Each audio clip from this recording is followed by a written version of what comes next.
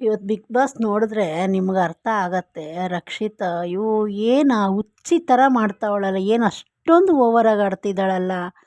ಅವಳಿಗೇನು ಪಾಪ ಭಯ ಅನ್ನೋದೇ ಇಲ್ವಲ್ಲ, ಏನು ಅವಳದೇ ಅತಿ ಆಡ್ತಾ ಇದ್ದ, ಏನು ಅಷ್ಟೊಂದು ನಾಟಕ ಆಡ್ತಾವಳಲ್ಲ.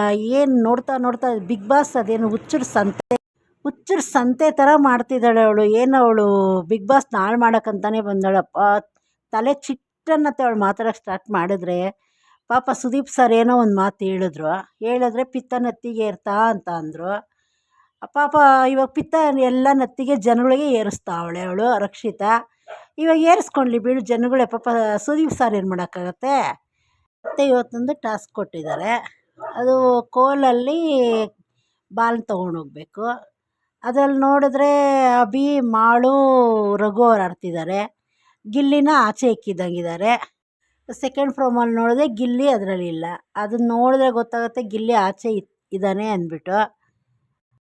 ನಿನ್ನೆ ಇದರಲ್ಲಿ ಅವಳು ರಾಶಿಕಾ ಏನು ಹೇಳಿದ್ಲು, ಸೂರ್ಯ ಹತ್ರ ನಾನು ಗೆದ್ದರೆ ಮೊದಲು ತೆಗೆದು ಆಚೆ ಬಿಸಾಕ್ತೀನಿ ಗಿಲ್ಲಿನೂ ರಕ್ಷಿತಾನ, ಗಿಲ್ಲಿನ ಕಾವ್ಯನ ಆಚೆ ಎತ್ತಾಕ್ತೀನಿ ಅಂದ್ಲು. ಎತ್ತಾಕಕ್ಕೆ ಇವಳು ಯಾರು?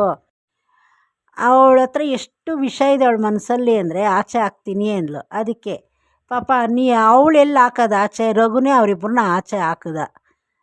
ಮತ್ತು ಇವತ್ತು 3 ಜನ ಟಾಸ್ಕ್ ಆಡ್ತಿದ್ದಾರೆ. ಅದರಲ್ಲಿ ಗಿಲ್ಲಿನ ಆಚೆ ಹಾಕಿದ್ದಾರೆ.